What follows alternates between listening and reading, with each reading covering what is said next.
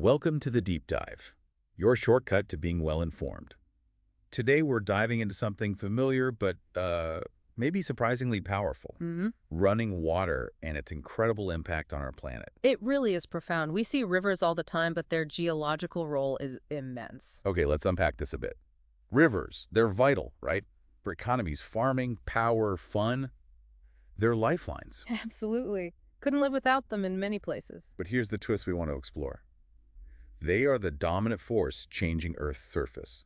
They carve, they carry sediment, and sometimes, well, they unleash devastating floods. What's truly fascinating here is seeing water as this dynamic link in the whole Earth system. It's constantly cycling, constantly sculpting. That's the core idea we want you to grasp today, how water shapes our world. Right, so our mission is to take all this geological information, which can feel dense, and make it clear, engaging, hopefully relevant. We want you to look at a river, maybe even a landscape, differently after this. We'll cover where the water is, how rivers form, how they flow and erode, where that material goes. And importantly, our relationship with floods, how we manage that power.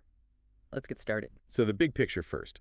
Where is all this water and how does it move around? Earth's kind of special in the solar system, isn't it? Perfect spot for water in all three states: ice, liquid, gas. Exactly.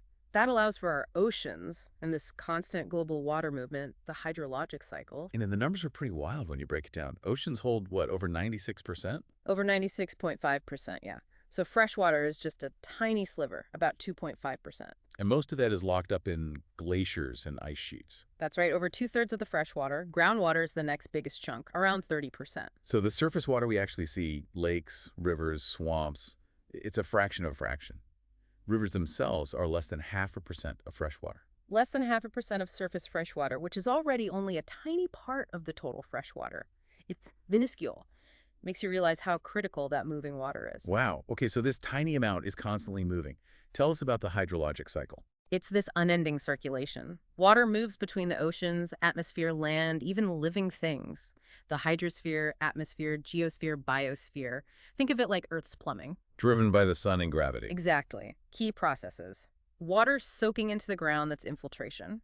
Water flowing over the surface, that's runoff. Okay. Then water turning to vapor from oceans, lakes, soil evaporation, and plants releasing water vapor transpiration. Right, plants sweating. Sort of, yeah. We often combine those last two into evapotranspiration. There's a balance overall. More water evaporates from the oceans than falls back as rain. Oh, But the runoff from land flowing back into the oceans makes up the difference. Keeps sea levels pretty stable, generally. But the key insight here. The key insight is that despite being such a tiny percentage, this running water, this runoff, is the single most important agent of erosion shaping our planet's land surface. Period. That's huge. And you mentioned groundwater. Yeah, crucial hidden player. It seeps out slowly into streams, keeping them flowing between rainstorms. It's the buffer. Got it. So we know water cycles. How does it collect into, well, streams and rivers? It rains. Then what? Well, that rainwater either soaks in, infiltrates, or it runs off. Several things decide which path it takes. Like how hard it's raining. Exactly. Intensity and duration of rain. Also how wet the soil already is. The type of surface matters hugely. Concrete versus forest floor, obviously. Makes sense. More runoff in cities. Definitely. And the slope of the land and vegetation cover plants slow down runoff, help infiltration. So runoff starts small. Yeah, begins as sheet flow, just a thin layer moving downslope. But gravity quickly concentrates it into tiny channels called rills. Like tiny little ditches. Pretty much. Rills merge into bigger gullies than those feeding to brooks or creeks, what geologists broadly call streams. So stream is the general term. Technically, yes. Any water flowing in a channel. We usually save the word river for the larger streams that have tributaries feeding into them. Okay. And all these streams collect water from a specific area. Right. That's the drainage basin, or watershed. It's all the land that drains into one particular stream system. Think of it like a funnel. They're separated by high ground called a divide. Like the Continental Divide. That's a massive example, yeah. But divides exist between tiny adjacent streams, too. The Mississippi Basin is enormous, drains nearly 40% of the continental U.S. Wow. And streams grow. They do. Through headward erosion, they actually lengthen their courses upslope, chewing away at the divide, capturing more drainage area over time. Interesting. And rivers have different zones. Yeah, a useful way to think about them is in 3 zones based on the main process happening. Up in the headwaters, it's the zone of sediment production. Erosion is king weathering, landslides, channel scouring. Okay, where the material comes from. Then you have the main zone of sediment transport, the trunk streams just moving that material downstream. Not much net erosion or deposition, Just a conveyor belt. basically. And finally, at the mouth of the river, where it meets a lake or the ocean, that's the zone of sediment deposition. The water slows, drops its load, builds features like deltas. Production, transport, deposition. Got it. Now, you mentioned geology influences this. Oh, absolutely. The underlying rock structure leaves a huge imprint. Here's where it gets really interesting. The drainage patterns. The network of streams itself tells a story. How so? Well, a dendritic pattern looks just like a branching tree. That usually means the underlying rock is pretty uniform, flat-lying. The water just flows downhill wherever gravity takes it. Okay, simple enough. But then you see a trellis pattern. It looks like a garden trellis, right? Parallel streams flowing in valleys, joined by short tributaries coming down the sides at right angles. Oh, I can picture that. That's a dead giveaway for areas with folded rock layers, like the Appalachians. Alternating bands of resistant ridges and easily eroded valleys force that pattern. So the pattern reveals the hidden structure. Exactly. There are others too, like radial patterns flowing off a central high point like a volcano, or rectangular patterns where streams follow faults and joints in the rock, making lots of right-angle turns. Fascinating. It's like reading a map hidden in the landscape. What about those rivers cutting straight through mountains? Water gaps. Yeah, those are cool. Two main ways they form. An antecedent stream might have been there before the mountain started rising. It just kept pace, cutting down as the land lifted. Wow, persistent. Or it could be a superposed stream. It established its course on softer overlying rock layers first. Then, as it cut down, it just kept going, sawing right through the harder folded rocks underneath, maintaining its original path, like it was laid on top, then cut down. Like the river didn't even notice the mountain rising beneath it. Pretty much, it reveals a complex history. Okay, let's get into the mechanics. What makes the water flow so powerfully? Is it smooth? Rarely smooth. That's laminar flow, straight paths, very uncommon in nature. Almost all stream flow is turbulent flow, chaotic, swirling, mixing. Think eddies, rapids. And that turbulence is important. Crucial. It keeps sediment suspended and helps erode the channel bed and banks much more effectively. What controlled how fast it flows? The velocity. Several factors. The gradient, the slope, is a big one. Steep mountain streams flow faster than rivers on flat plains, obviously. Makes sense. Then the channel shape. A narrow, deep channel actually flows faster than a wide, shallow one for the same amount of water. Less friction along the edges and bottom, what we call the wetted perimeter. Huh. Okay. Less drag. Right. Channel size and roughness also play a role. Bigger, smoother channels flow faster. Boulders, logs, rough beds, they slow things down. Got it. And the amount of water. Absolutely critical. That's discharge the volume of water passing a point per unit time, calculated as channel cross-sectional area times velocity. So more water generally means faster flow too. Often, yes. And discharge varies hugely.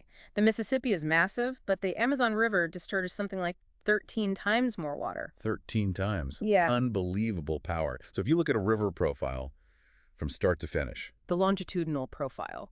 Right. It's usually concave, steeper near the headwaters, gentler near the mouth. So the slope decreases downstream, but you said velocity increases. That seems weird. It does seem counterintuitive, but velocity generally does increase downstream. Why?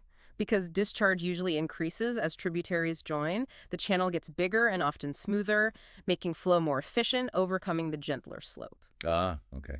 Efficiency wins out. Largely, yes. And agencies like the USGS constantly measure discharge and river stage the water level using stream gauges, vital data for flood forecasting, water management, even bridge design. Okay, so this turbulent, powerful water, what exactly is it doing to solid rock? How does it erode? Good question. Three main ways in bedrock channels. First, quarrying. The sheer force of the water can lift and pluck out blocks of rock that are already loosened by weathering or fractures. Just ripping chunks out. Pretty much. Second, abrasion. This is like sandpaper.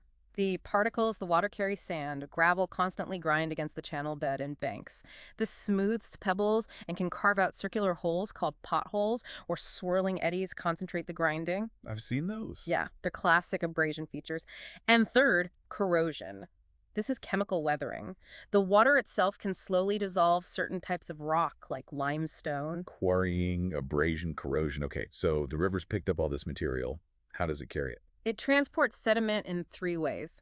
First, the dissolved load. This is mineral matter dissolved in the water, totally invisible. Comes from chemical weathering. Velocity doesn't really affect how much is dissolved. Okay, invisible cargo. Then the suspended load. These are the fine particles, silt, clay, fine sand held up within the water by turbulence. This is what makes rivers look muddy. Most sediment is carried this way. Like the Yellow River in China. Perfect example.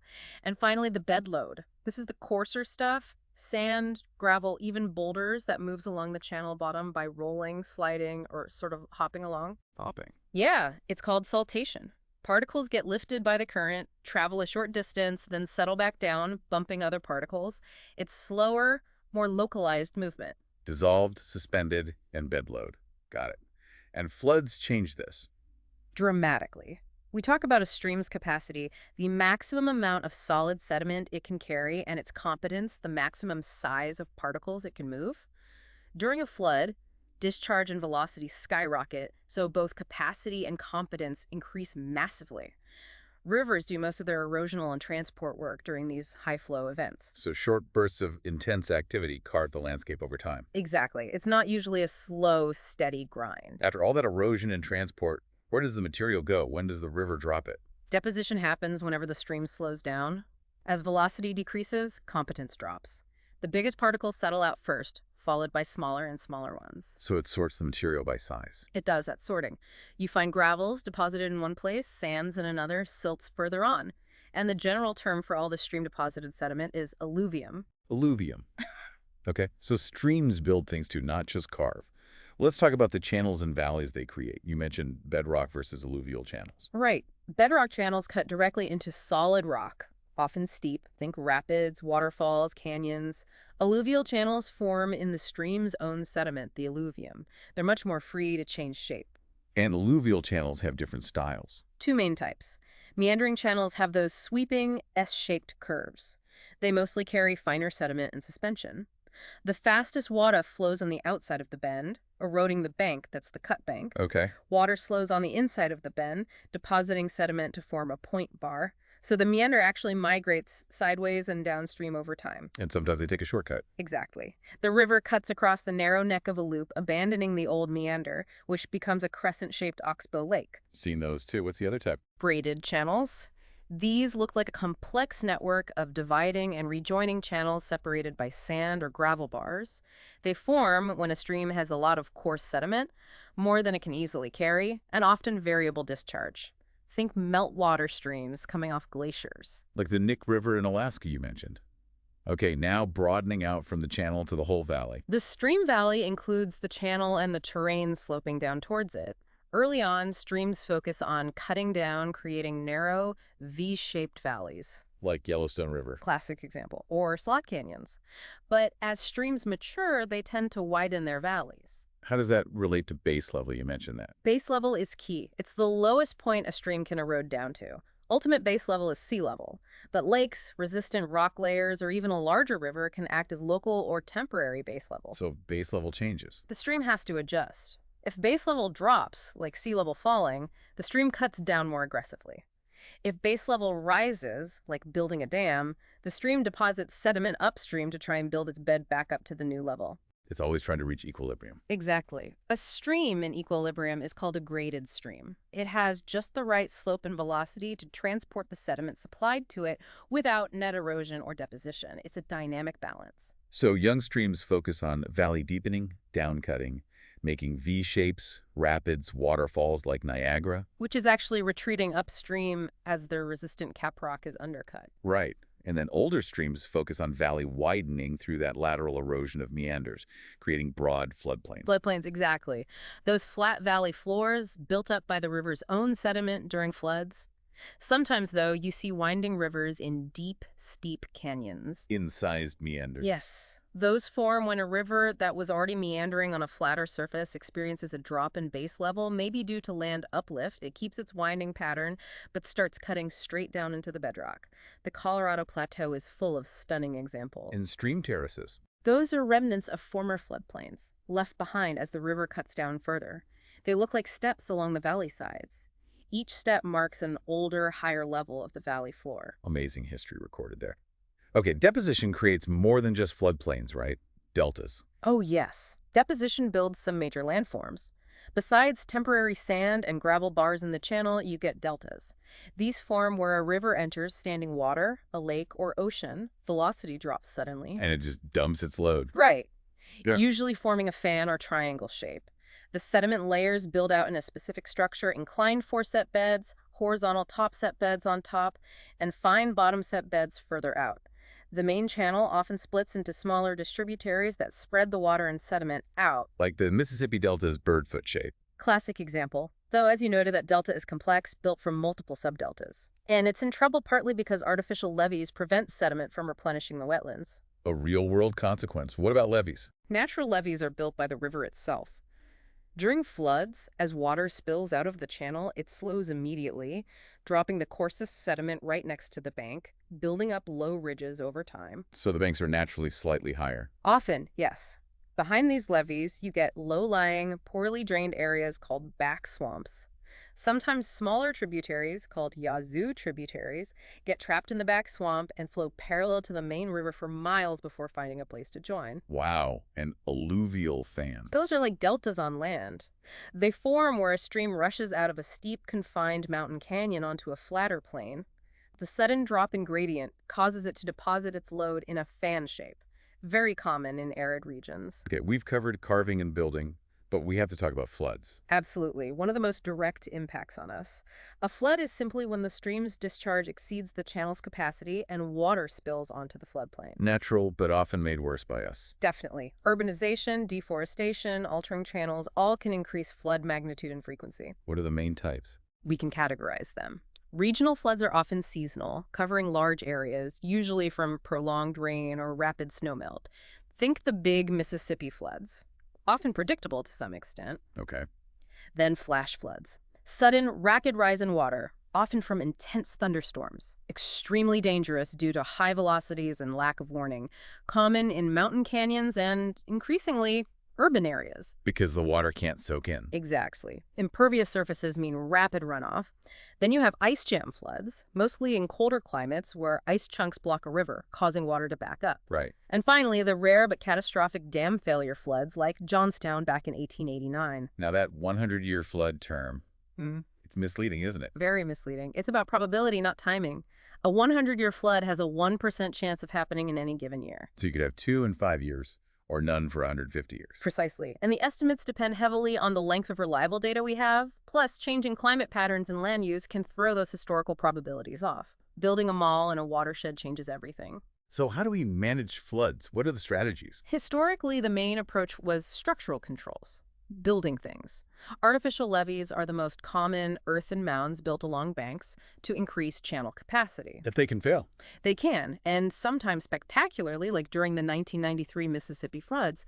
Sometimes engineers even create floodways, areas designed to be intentionally flooded to relieve pressure elsewhere. What else? Channelization, basically modifying the stream channel itself, straightening it, widening it, dredging it, clearing vegetation. The idea is to move water through faster. Downsides. Oh, yeah. Straightening increases the gradient, which often causes faster erosion downstream, requiring bank protection. It can also harm habitats. It's often a constant battle against the river's natural tendencies. And dams. Flood-controlled dams are built to store floodwater in reservoirs and release it slowly. They can be very effective and provide other benefits like hydropower or recreation. But they flood valuable land permanently, disrupt ecosystems, trap sediment the river needs downstream, and eventually the reservoirs themselves fill with silt. So structures aren't a perfect solution. What's the alternative? The non-structural approach. Instead of trying to control the river, we adapt to it. It focuses on sound floodplain management. Meaning identifying high-risk areas and restricting development there, using zoning regulations, building codes, floodproofing requirements. Basically, keeping people and vulnerable infrastructure out of the river's way when it inevitably needs more room. Working with the river. Exactly. Recognizing that floods are natural processes and managing our exposure to the risk. Applying our knowledge of how these systems work is key. Well, this has been quite the journey. From a single raindrop influencing infiltration or runoff, to the immense collective power of a river system, carving canyons, building deltas. and shaping not just the land, but human history and how we live. It's this constant sculpting, this dynamic process. That interplay of erosion, transport, deposition, the adjustment to base level, the drama of floods, it really underscores how alive and changing our planet is. Understanding it is, well, fundamental. So next time you're out, maybe you see a creek, a river bend, even just how water flows after rain. Mm. Remember these forces. Think about your local landscape, the shape of the hills, the valley floor. How might running water have played a role, perhaps unseen for years, but powerful nonetheless? Something to think about. Thank you for joining us on this deep dive into the powerful world of running water. We hope you feel a little more well-informed. And maybe a lot more curious about the ground beneath your feet.